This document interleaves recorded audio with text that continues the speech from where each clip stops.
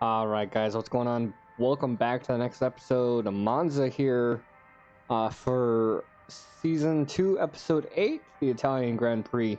And coming off of a pretty upsetting DNF last week in Belgium, we were running pretty well. And then we had some ups and downs, and our teammate of Daniel Ticktum had some ups and downs as he ended up stopping behind the Haas. So we're gonna go ahead and see what we can do with R&D and then head into the race weekend. So we'll see you guys for qualifying.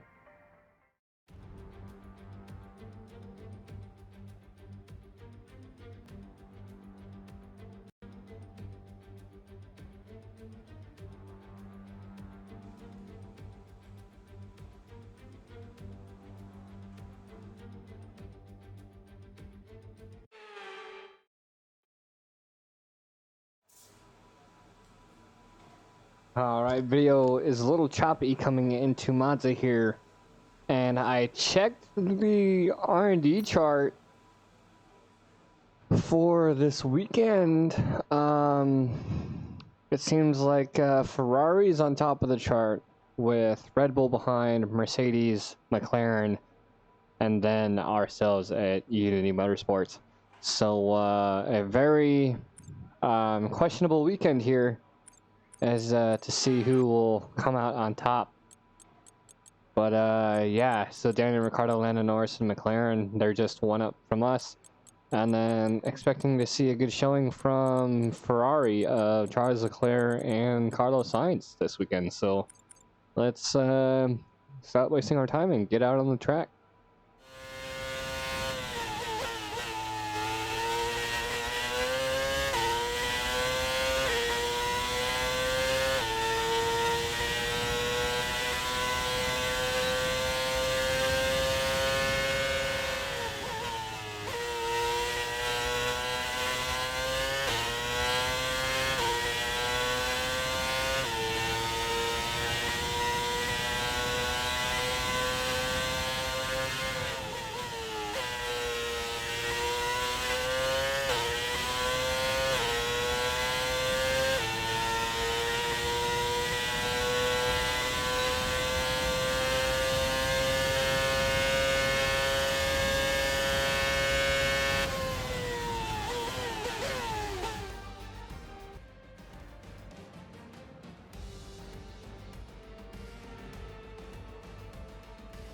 Alright, so a pretty good start to qualifying here in the Italian Grand Prix.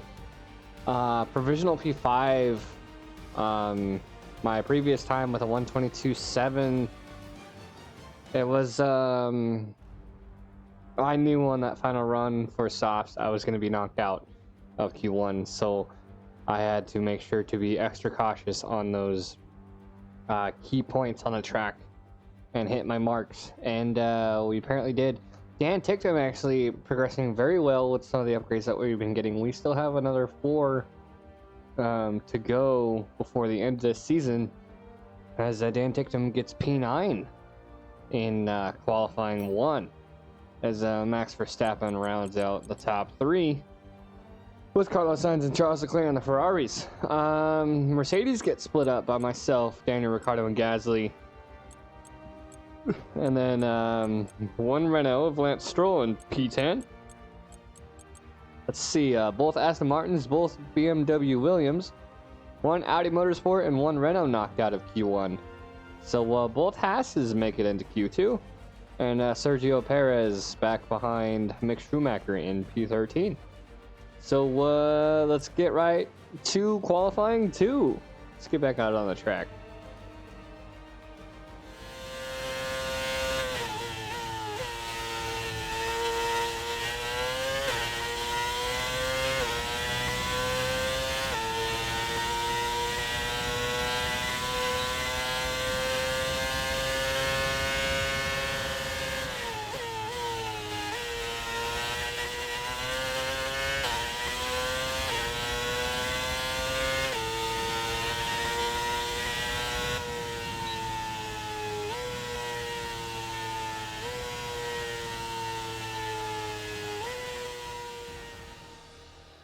All right, so that's gonna round out the end of Q2, because we're a little bit spotty here.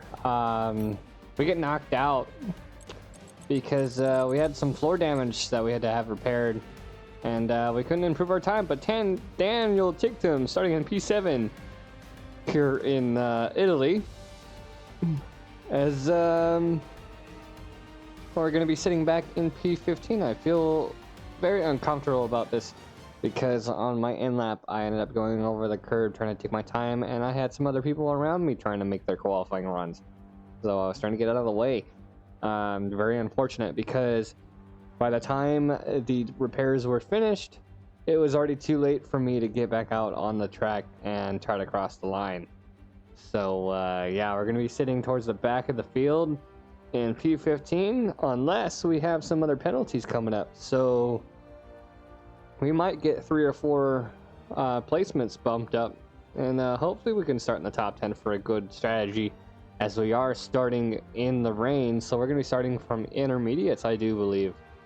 But before we do head over to the race, I'm going to go ahead and double check my computer for any driver updates or Windows updates, because you guys haven't noticed, my frame rate went down and I was watching my CPU usage, and as I'm saying this now, my CPU is using more than the usual amount that it's used to using. So we're gonna go ahead and get those fixed for you guys, and then we'll head right into the race.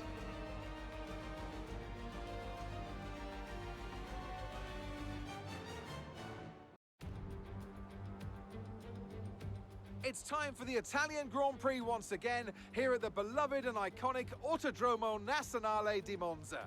With the lowest downforce and drag of any circuit in the season, expect to see drivers making the most of the slipstream effect here today. With the rain coming down here at the 3.6-mile Monza circuit, the low drag setups preferred by most teams could cause them some problems in today's Grand Prix. So watch out for cars struggling for grip around the Curva Michele Alboreto. That's the Parabolica to you and me, the last and most demanding of this track's 11 corners. Let's run you through the driver grid order for today's exciting race. World champion Max Verstappen starts from pole position, and the smooth operator Carlos Sainz completes the front row. As we continue through the rest of the grid today, we have Norris, Leclerc, George Russell and Gasly, Ticktum, Mick Schumacher, Stroll and Kevin Magnussen, Johnson, Joe and Sir Lewis Hamilton.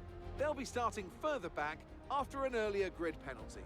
And Ocon, Ricciardo, they've taken a grid penalty, Vettel, Oscar Piastri and Valtteri Bottas, Perez, Tsunoda, they'll be starting further back after an earlier grid penalty, Albon and Nicholas Latifi.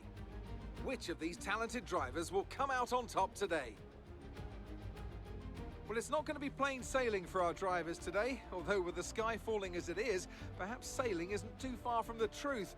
Anthony Davidson could be a wet one today. Great to have you with us. What are your thoughts? It is a touch damp, isn't it? Well, as a driver, there are 3 big things to worry about when racing in these kind of conditions: standing water, tyre temperature and visibility. Judging distance to the cars around you is really tricky when you're driving through the vast amounts of spray that these wet weather Pirelli tyres kick up.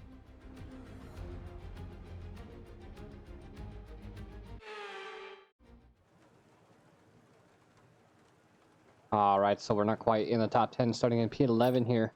As I was right, we're going to be starting in the intermediates. The title screen showed that it was heavy rain, but yeah, so we're going to be pushing our default strategy here and possibly go for lap 14 or 15. Let's go lap 15 here in hopes that we get close to the weather change.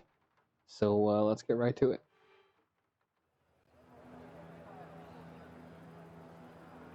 Right then, the formation lap has started, and I must say the weather conditions aren't the best today for visibility and for grip. As each driver performs this lap, they'll be wanting to settle in and concentrate, as this race, in these conditions, will require a lot of focus. So as all the cars reform the grids, the drivers will be hoping to get a strong start. They'll want to earn communication's being done with their race engineers, ensuring the planned strategies are all in place.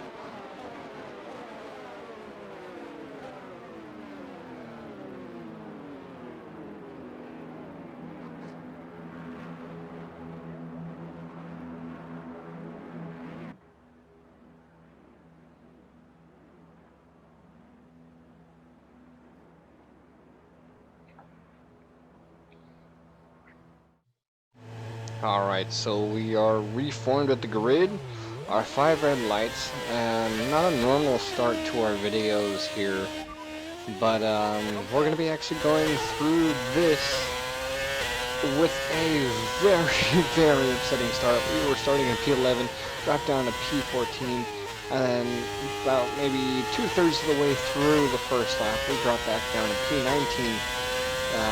Obviously we're not ready for this weather. So we're losing position against Sonoda, and then we will shortly lose position against Latifi here to round out the end of the lap as Perez slots up into P21 as we get a little bit of oversteer from the traction.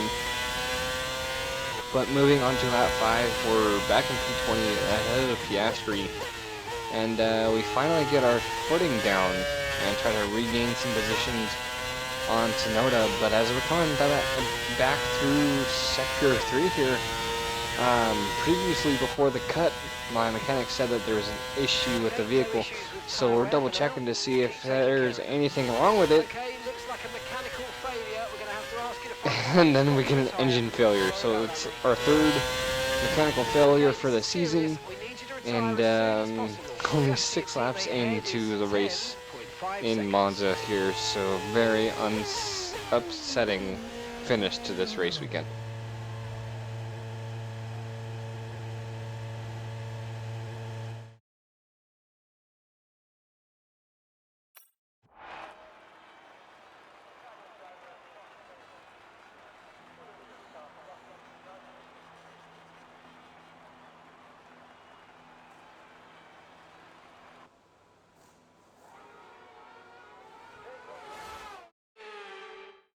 And here's our winner, pulling their Ferrari into Parc Fermé after a fantastic race.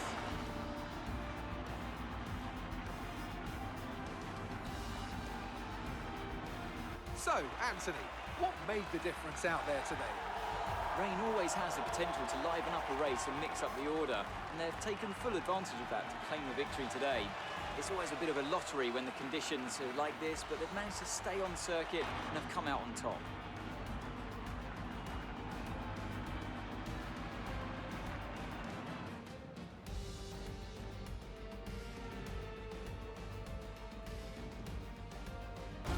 Looking at the podium, you can see that red suit familiar to fans across the globe. A world-class win for a world-class team. Ferrari, do it again.